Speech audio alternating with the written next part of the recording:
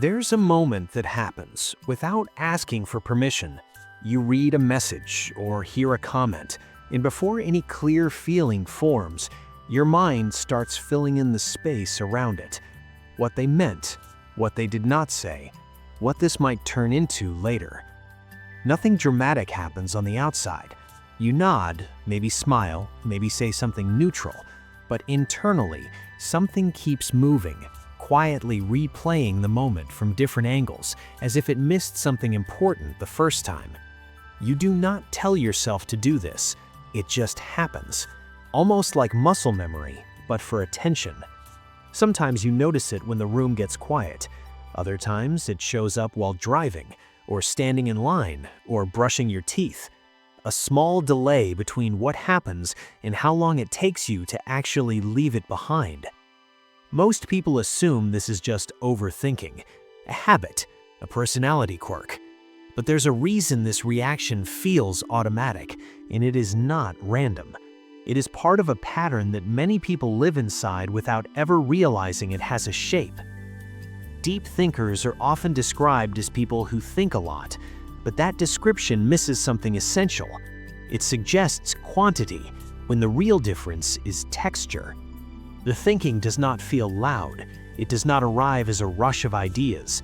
It moves slowly, quietly, and tends to wrap itself around ordinary moments that other people pass through without friction. Psychology reveals that some minds are more sensitive to unfinished information, an unanswered tone, a subtle inconsistency, a pause that feels slightly longer than expected. Not because those details matter more in reality, but because the mind is trained to notice them. This often starts early, though it does not announce itself when it does.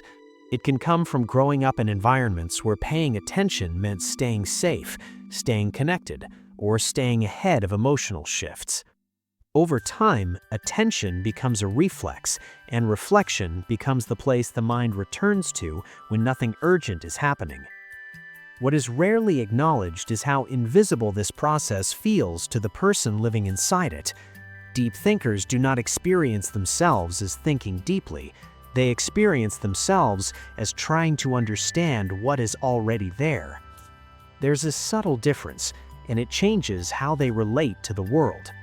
In adult life, this often shows up in small ways, hesitating before replying, rewriting messages that were already clear, pausing conversations in your head long after they ended in real time. Not because you want control, but because your mind is still processing something it is not finished with yet. Researchers suggest that certain cognitive patterns are oriented toward meaning rather than efficiency. These minds do not move quickly toward conclusions. They circle, they test interpretations, they wait for emotional coherence, not just logical closure.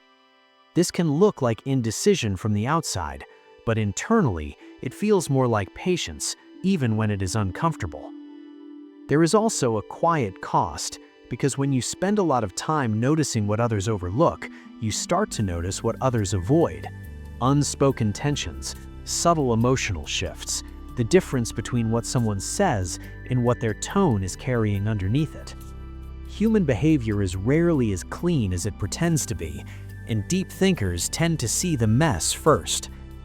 I used to think this meant insight, that noticing more meant understanding more.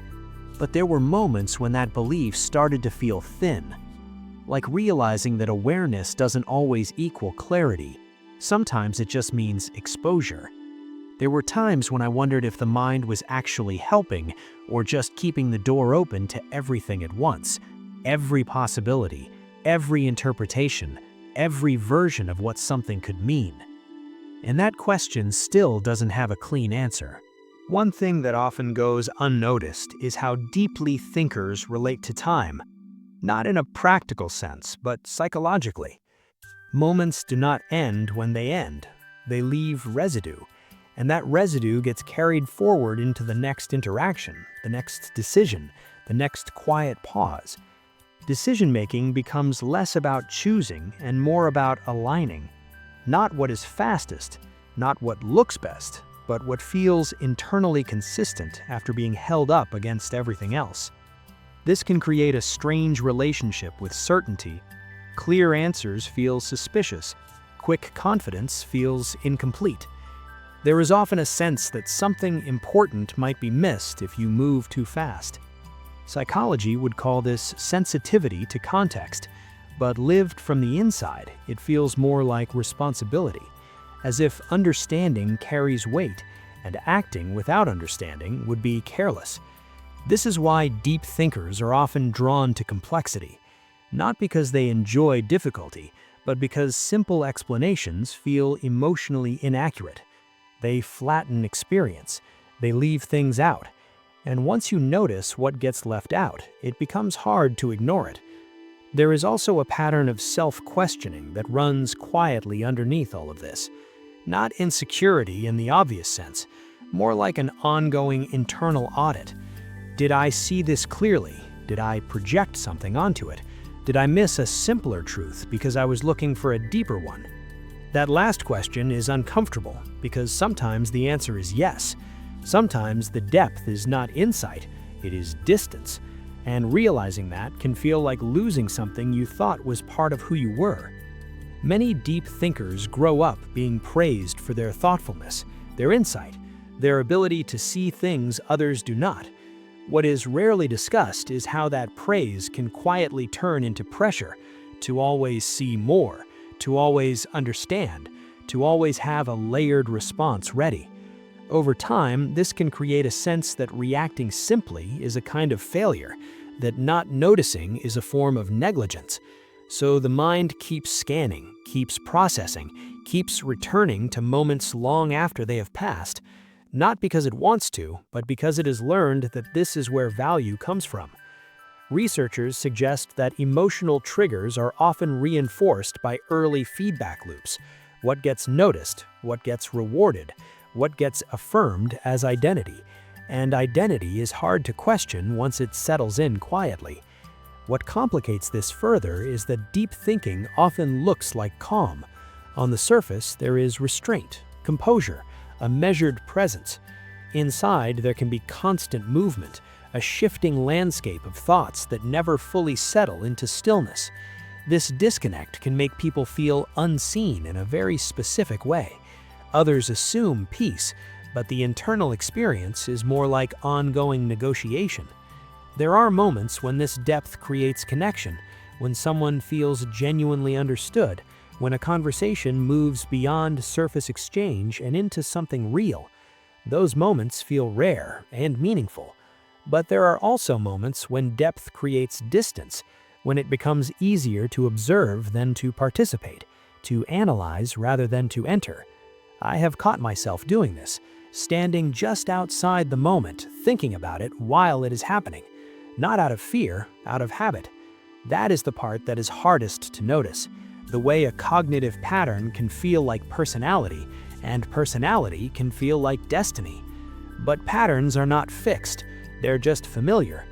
There's a quiet loneliness that can come with this way of processing. Not dramatic, not obvious, more like the sense that your inner life is always a few steps ahead of what you're sharing. You might notice it at work, during meetings that move faster than your thoughts, or in conversations where jokes land quickly, and by the time you have something to add, the moment has already shifted.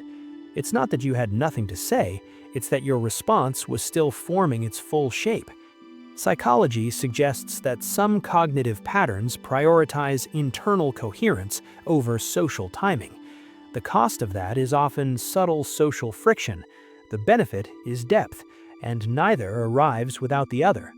This is why deep thinkers can feel both grounded and slightly out of sync at the same time, present but processing, engaged but inwardly elsewhere. There is also a tendency to mistake intensity for depth, to assume that feeling things strongly is the same as understanding them deeply, but those are not always aligned. Sometimes strong emotion narrows perception, sometimes quiet reflection widens it, and sometimes the mind confuses the two. I've had moments where I thought I understood something because I had spent so much time with it, only to realize later that I had just been circling my own interpretation. That realization can feel destabilizing, like the ground shifts a little under your self-image. Yet it also opens something, a softer kind of awareness, one that notices not just what the mind is doing, but how often it insists on doing it. This is not about stopping the thinking. That rarely works. It's about seeing it clearly enough that it no longer disguises itself as necessity. Which brings us back to that first moment, the pause after a message, the replay of a small interaction, the sense that something needs to be understood before it can be released. There is nothing wrong with noticing, nothing broken about reflection, but there is something quietly powerful about seeing the pattern itself, not to change it, not to correct it, just to recognize when it is happening and what it has been quietly shaping all along.